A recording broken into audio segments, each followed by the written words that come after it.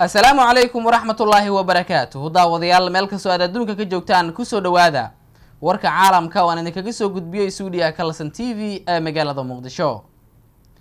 Wafdi ballaaran uu hogaaminayo ku-xigeenka xogayaha guud ee qaramada Midoobay ayaa maanta soo gaaray magaalada Muqdisho ee caasimadda Soomaaliya iyagoo kulamo la qaatay madaxweynaha Jamhuuriyadda Soomaaliya iyo ra'iisul wasaare Cabdi Faarax Shirdoon.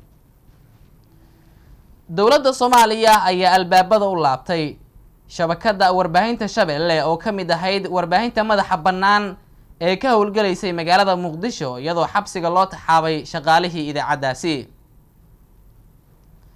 maamulka magaalada Boorama iyo shacabka ku dhaqan magaaladaasi ayaa maanta ka qayb galay munaasabad ballaaran oo lagu soo dhaweeyay shirkad ganacsi oo horumarinaysa kalluumaysiga Somaliland.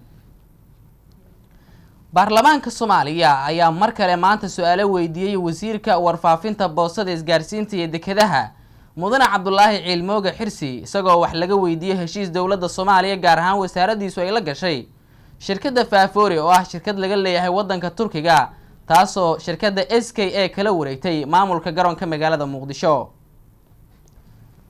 kulan ballaaran oo ay soo qabanqaabisay jaaliyadda Soomaaliyeed ee ku dhaqan wadanka Sweden ayaa waxaa looga hadlay dhibaatada qaadka uu ku hayo bulshada Soomaalida iyadoo shacabka magaalada Stockholm ee Soomaalida ay fikradahooda soo gudbiyeen. munaasabad ballaaran oo ay soo qaban qaabisay wasaaradda ganacsiga iyo warshadaha Soomaaliya ayaa maanta waxaa lagu taageeray heshiis wasaaraddaasi si hor u dhacay ula gashay shirkad baarta badqabka badeecadaha oo la heshiisay dowladda Soomaaliya. qodobada wararka caalamka ee Kalsan TV oo idin hayana daawadayaal waxaa kamid ah ciidamo ka tirsan kuwa ilaaliya xuduudda wadanka Iran ayaa lagu dilay xadka dowladda Iran ee la wadaagto wadanka Pakistan. intaasi waxay ahaayeen qaar kamid ah qodobada wararka caalamka. u diyaar garooba qodobadaas iyo qodobo kale oo faahfaahsan.